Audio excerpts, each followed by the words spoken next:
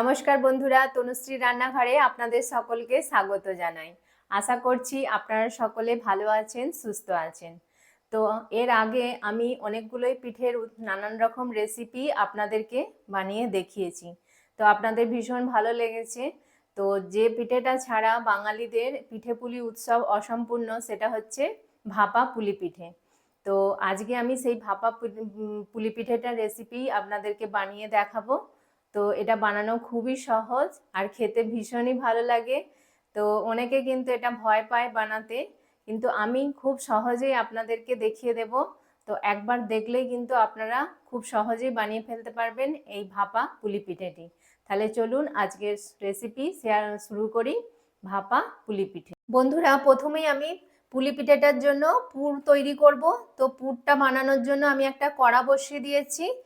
তো আমি তরকারির একটা পুর তৈরি করব। তো তার জন্য একটা ভাজা মশলা তৈরি করতে হবে। সেই জন্য দেখুন আমি দুটো শুকনো লঙ্কা নিয়েছি, দিয়ে দিলাম।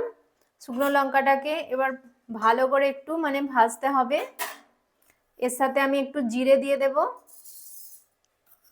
এই দুটো জিনিসকে শুকনো খোলায় ভালো করে একটু ভেজে নিতে হবে। এ থেকে যখন একটা খুব সুন্দর গন্ধ বেরোবে তখন এটাকে আমি নামিয়ে নেব। আমার ভালোভাবে ভাজা হয়ে গেছে আর খুব সুন্দর মশলাটা থেকে একটা গন্ধ বেরিয়েছে। এবার আমি মশলাটাকে একটা পাত্রে ঢেলে নেব। তারপর এটাকে ঠান্ডা করে আমি এটাকে গুঁড়ো করে নেব। এবার আমি কড়ায় 3 চামচ মতো তেল দিয়ে দিচ্ছি, সরষের তেল। অল্প একটু 5 ফোড়ন দিয়ে দিলাম। এবার 5 ফোড়নটা ভালোভাবে ভাজা হয়ে গেছে। এবার আমি দেখুন এখানে ছোট ছোট করে, যেমন আমরা ঘুগনিতে আলু দিই সেরকম ছোট ছোট করে আলু কেটে নিয়েছি। তো এবার আলুটা এবার দিয়ে দেব।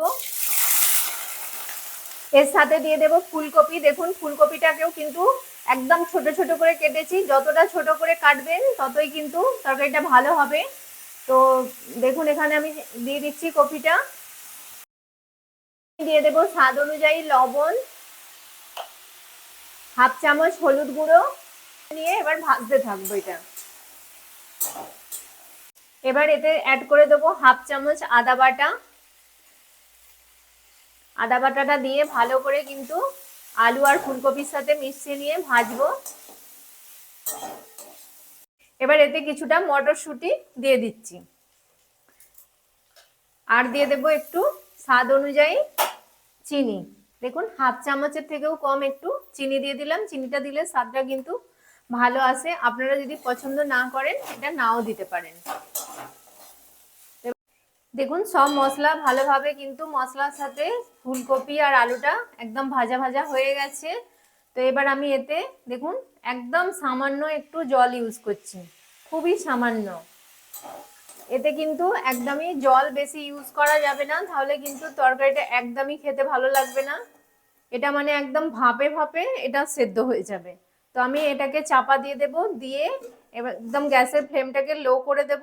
দিয়ে এবার এটাকে 6 থেকে 7 মিনিট মতো হতে দেব, তাতেই এটা একদম সেদ্ধ হয়ে যাবে।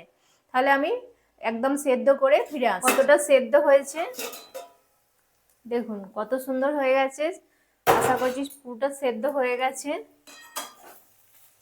একদম আলু কপি দেখুন কত সুন্দর সেদ্ধ হয়ে গেছে। তো এবার আমি যে ভাজা মশলাটা বানিয়ে রেখেছিলাম সেটা এবার দেব।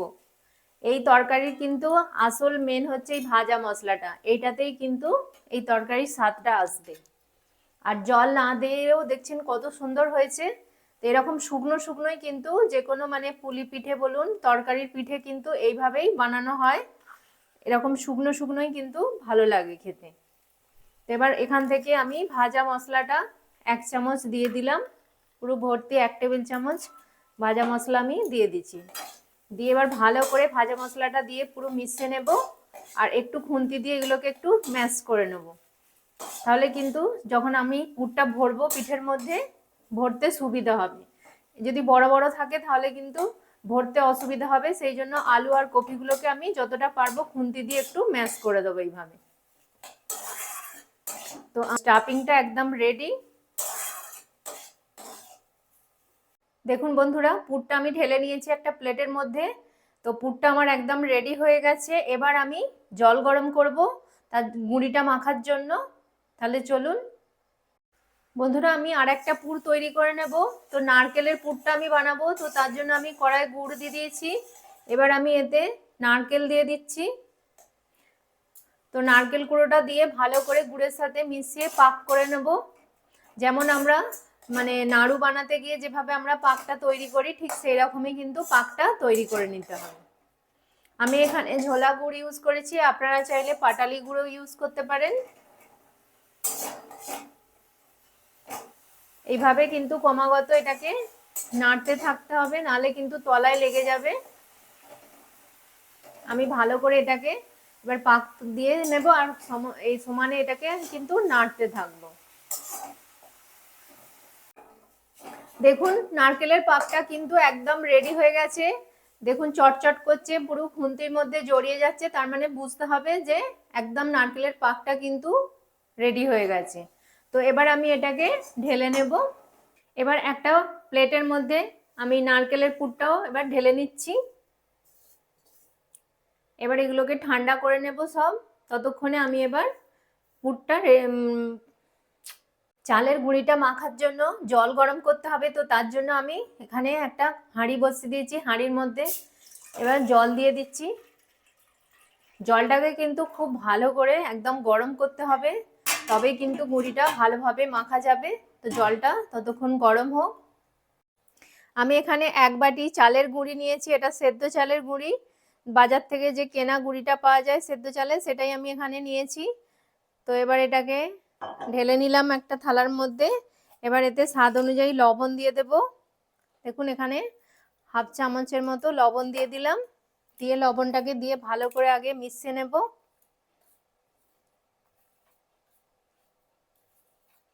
এবার যে গরম জলটা আমি করে রেখেছিলাম সেটা এখান থেকে দেবো অল্প অল্প করে, আর মেশাতে থাকবো। প্রথমে একটু এরকম চামচ দিয়ে মাখতে হবে, তারপর আস্তে আস্তে হাত দিয়ে মানে মাখতে হবে। এখন যেহেতু এটা খুবই গরম, সেই জন্য আমি একটা চামচ দিয়ে এভাবে মাখছি। অল্প অল্প করে জল দিতে হবে আর মাখতে হবে। এটা কিন্তু জল দেবার পর অনেকটাই ফুলে যাবে।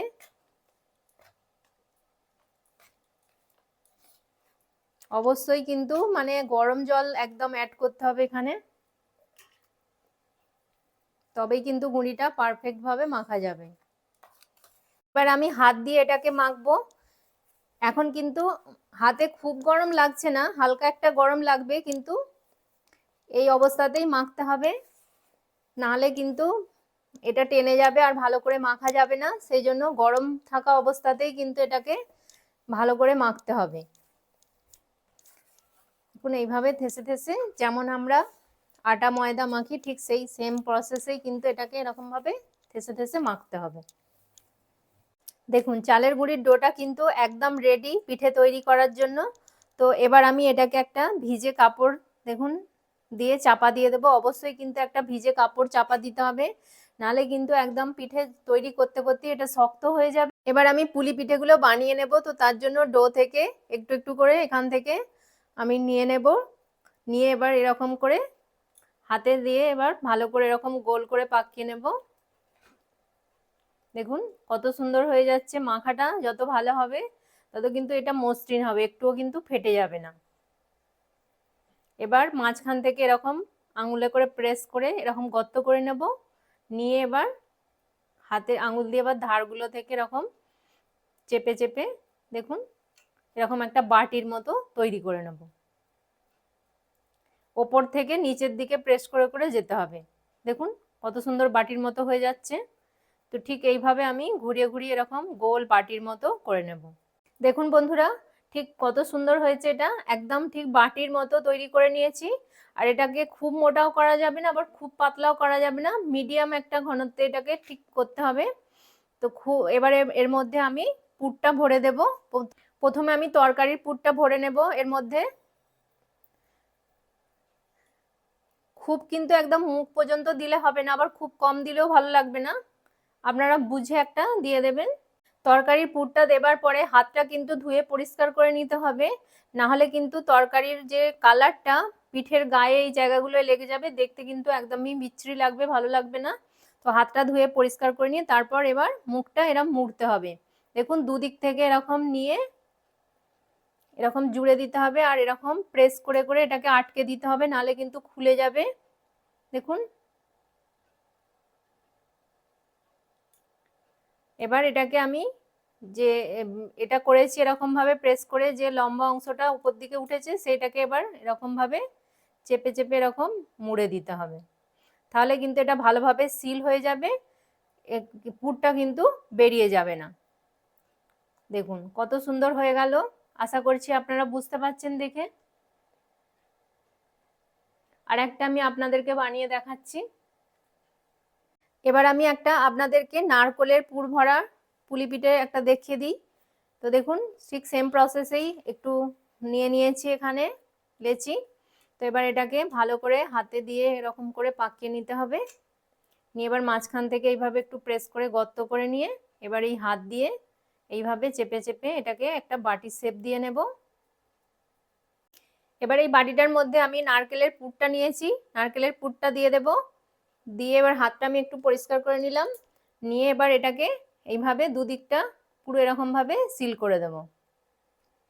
দিয়ে দিলাম এরকম সিল করে। এবার যে উঁচু অংশটা আছে সেটাকে এবার এইভাবে হাত দিয়ে ফোল্ড করে নিচের দিকে এরকম এরকম ফোল্ড করে দেব।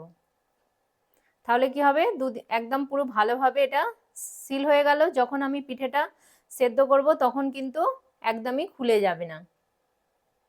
তাহলে চলুন সব পিঠেগুলো এইভাবে আমি তৈরি করে নিই। বন্ধুরা দেখুন সব পিঠেগুলো আমার রেডি করা হয়ে গেছে। এবার আমি পিঠেগুলো ভাপিয়ে নেব।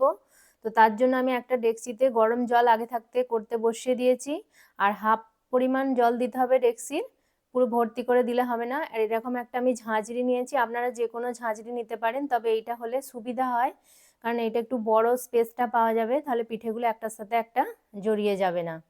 তো এবার আমি পিঠেগুলো ওই ঝাঁঝরিটার মধ্যে এক এক করে সাজাবো। তো দেখুন আমি পিঠেগুলো একটা একটা করে সাজিয়ে দিচ্ছি, আর একটার সঙ্গে আর একটা একটু গ্যাপ রেখে দেবেন, তাহলে কিন্তু পিঠেগুলো একটার সাথে একটা গায়ে লেগে যাবে না, খুব সুন্দরভাবে কিন্তু এটা ইজিভাবে ভাপানোর পরে উঠে যাবে।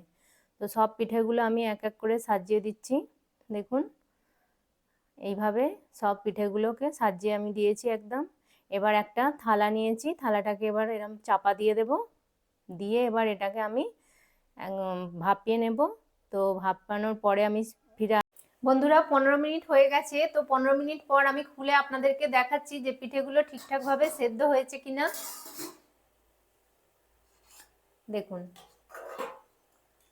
এইভাবে হাত দিয়ে একটু প্রেস করে দেখতে হবে, যদি দেখেন যে হাত দিয়ে এটা একদম পুরো গাগুলো তেলা হয়ে গেছে, তার মানে একদম পিঠেটা পারফেক্টভাবে ভাপানো হয়ে গেছে। যদি হাত দেবার সময় এখানে নরম বোধ করেন তাহলে জানবেন যে আরেকটু এটা তৈরি হবে। তো এই পিঠেটা ভাপাতে আমার 15 মিনিট সময় লেগেছে। 15 মিনিটে কিন্তু খুব সুন্দরভাবে পিঠেটা ভাপানো হয়ে গেছে। তো আমি এবার গ্যাসটা অফ করে দেব। অনেক সময় কি হয়, এইগুলো তোলার সময় একটু জড়িয়ে যায়, মানে এই এটার সাথে ঝাঁঝরিটার সাথে। তো আপনারা এখানে একটু ঠান্ডা জল এর ওপরে দিয়ে দেবেন, তাহলে কিন্তু খুব ইজিভাবে এটা উঠে যাবে। তো আমি এখানে অল্প একটু ঠান্ডা জল হাতে করে নিয়ে দিয়ে দিচ্ছি। দেখুন দিয়ে দিলাম। এবার জলটাকে ভালো করে একদম ঝারিয়ে নিতে হবে। এইভাবে জলটাকে আমি এক্সেস জলটাকে আমি বার করে দিচ্ছি। দিয়ে এবার দেখুন কত সুন্দর ইজিভাবে পিঠেটা একদম ঝাঁঝরি থেকে উঠে যাচ্ছে। সব পিঠেগুলোই কিন্তু খুব সুন্দরভাবে উঠে যাচ্ছে। তো সব পিঠেগুলো এবার আমি একটা থালার মধ্যে ঢেলে নেব।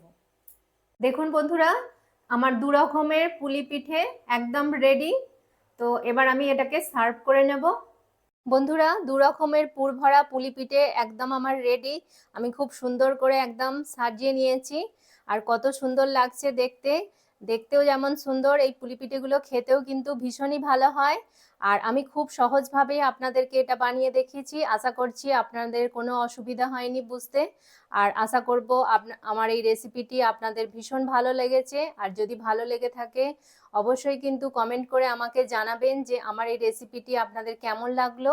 আর যদি ভালো লেগে থাকে তাহলে প্লিজ আমার চ্যানেলটিকে সাবস্ক্রাইব করবেন, আর পাশে থাকা বেল আইকনটি প্রেস দেবেন, যাতে সহজেই আমার নতুন নতুন রান্নার ভিডিওর নোটিফিকেশান আপনারা খুব সহজেই পেয়ে যান। আপনার বন্ধু বান্ধবদের মধ্যে প্লিজ এটা শেয়ার করে দেবেন। আমি একটা আপনাদেরকে ভেঙে দেখাচ্ছি যে পিঠেগুলো কতটা নরম আর সফট হয়েছে। দেখুন বন্ধুরা, আমি ভেঙে আপনাদেরকে দেখাচ্ছি কত সুন্দর নরম হয়েছে পিঠেগুলো, একদম পুরো সফট। একটা পিঠেও কিন্তু ভেঙেও যায়নি আর পুর বেরিয়েও যায়নি। আর কত সুন্দর হয়েছে দেখছেন, গাগুলো একদম তেল তেল করছে, নরম। আমি যেভাবে দেখিয়েছি এইভাবে আপনারা বানাবেন, আর বানিয়ে প্লিজ আমাকে কিন্তু অবশ্যই জানাবেন যে আপনাদের কেমন লেগেছে এই রেসিপিটি। যদি ভালো লাগে তাহলে অবশ্যই কিন্তু আমাকে জানাবেন। তো তাহলে আজকের মতো বিদায় নিচ্ছি আপনাদের কাছ থেকে। আবার দেখা হবে নতুন কোনো একটা রান্নার ভিডিওতে। নমস্কার, টাটা।